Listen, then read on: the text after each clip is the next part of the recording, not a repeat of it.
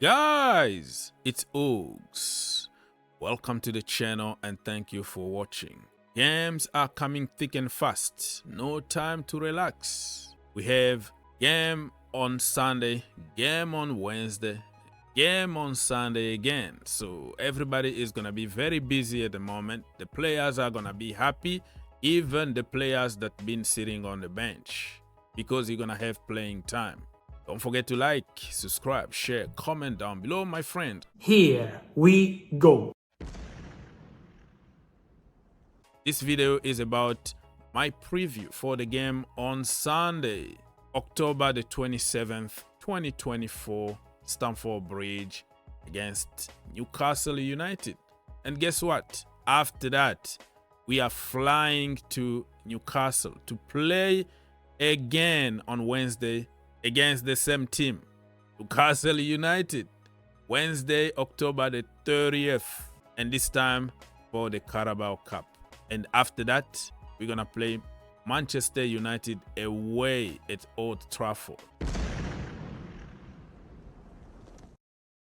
Let me give you my starting 11, and I will go back to explain the why. Robert Sanchez in goal, Marc Cucurella, Levi Colwill, Wesley Fofana, Malo Gusto, Romeo Lavia, Moises Caicedo, and from number 8-10 in the pocket position, that is the Cole Palmer position. Everybody knows about it. You don't touch him, you don't move him, you don't replace him. Literally. Front three, we're gonna go with Jadon Sancho from the left-hand side, Noni Madueke from the right-hand side, Nicholas Jackson from the middle. Now, let me go back and explain to you the why, because I'm gonna get a lot of questions. Get in the comment section down below. Let me know your honest opinion and why you are choosing certain players instead of others.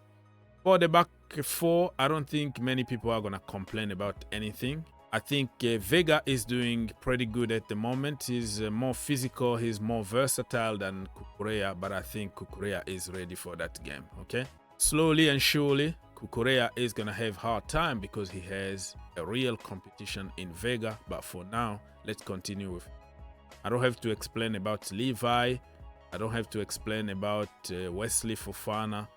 And Malo Gusto, I don't have to explain myself because I think Reece James still coming back slowly and surely. He did good against Liverpool, but we have to bring him slowly and surely to the team. I think in the second half, you can give him 30 minutes to finish the game. And when it comes to the goalkeeper, Robert Sanchez, as long as he doesn't play from the back, tiki-taka, and try to pass the ball like Edison or Alisson, is a good shot stopper, old school goalkeeper that can provide amazing saves, just like Petr Cech. Petr Cech couldn't even touch the ball literally with his feet, but he's one of the best of all time. So this brother, in his head, he thinks that he's a ball-playing goalkeeper, but in reality, he's nobody.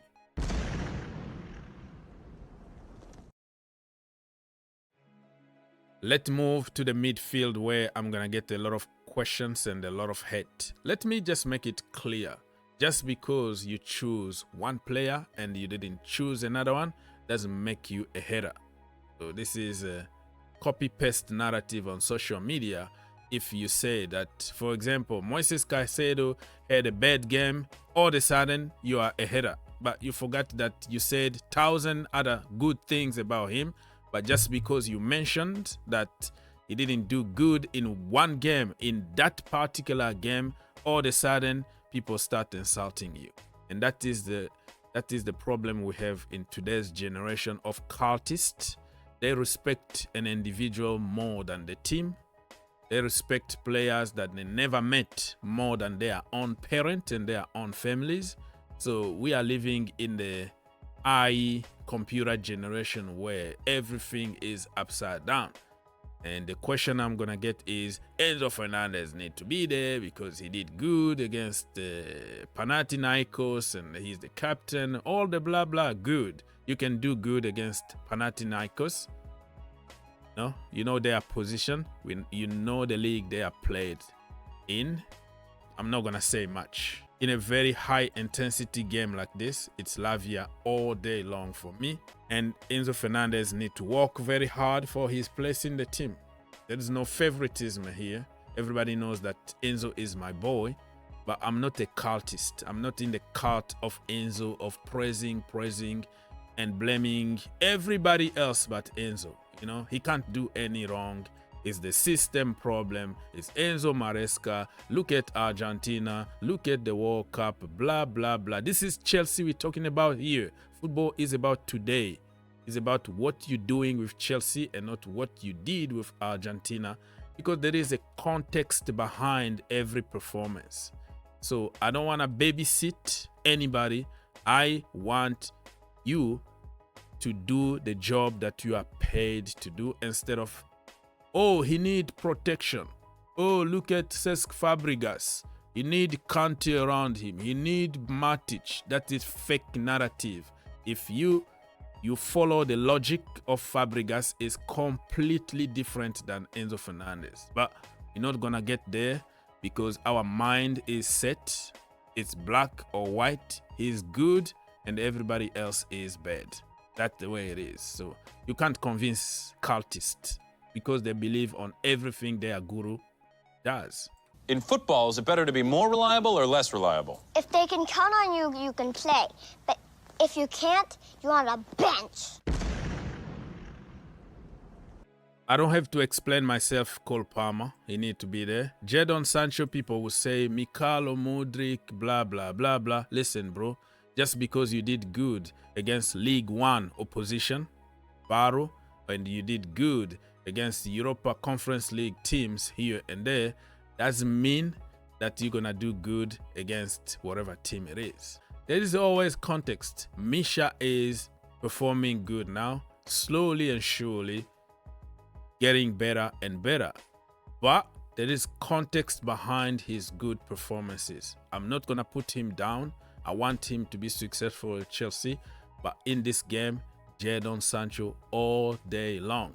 You're not going to find a lot of space and a lot of gaps the way Misha was enjoying against the lower opposition from League One or the Greece League. This is the Premier League where everybody want to kill you. Everybody understands your weaknesses and they're going to block you. Jadon Sancho is going to take you one-on-one and humiliate you. That's the way it is. So he need to be there. Noni Madueke also, I believe that so far he's better than Pedro Neto. It's not going to please cultists, but that's the way it is. Noni Madueke, every time he makes one mistake, it makes headlines because people want to hate him. But 99% of good things that he would do, nobody cares about them. It's only one time that he didn't pass the ball to somebody. Oh, he's greedy, he's such and such, blah, blah, blah, blah, blah. I don't get it. This guy is amazing. Defensively, offensively, Noni is very, very good player. So he's going to be there for me. And Christopher Nkunku need to be on the bench. Let's be honest, man. Okay, it's Nicholas Jackson as my number 9 for now. Nkunku is not the number 9. He plays the Palmer role. That is where he does good. In the pocket. Number 8. Number 10. That is Christo.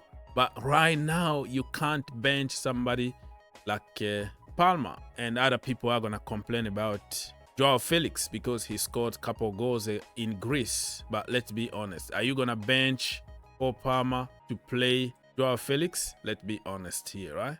Because people like to complain for no reason at all. And the good thing about it is because we have such high competition, everybody that will come from the bench is going to perform good. So it doesn't matter if you start it or you just finished the game. Does that make sense? All we want is Chelsea to win. And we're going to win this game. 3-1 to Chelsea Football Club. Cole Palmer is going to prove people wrong because in the last couple games, many people started questioning and after calling him the GOAT and the best in the world, blah, blah, blah. The same people are flip-flopping depending on the popular opinion on social media, but they are doing it just for their own businesses, just so the business can grow. But in reality, the guy, even if he doesn't score, he is the guy.